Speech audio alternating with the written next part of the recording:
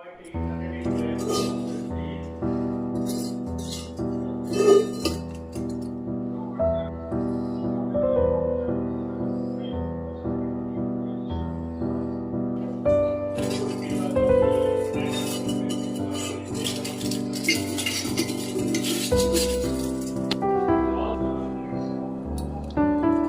చూపించిన చెంబు తోమితే ఇలా వచ్చింది చూడండి. నిజంగానే పూర్ణ మార్కెట్లో కొన్నాను. Amareswari extra power.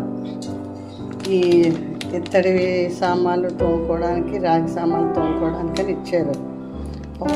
చాలా బాగా పనిచేసిందండి. అందరికీ ఉపయోగపడుతుందేమో చూసుకుంటారని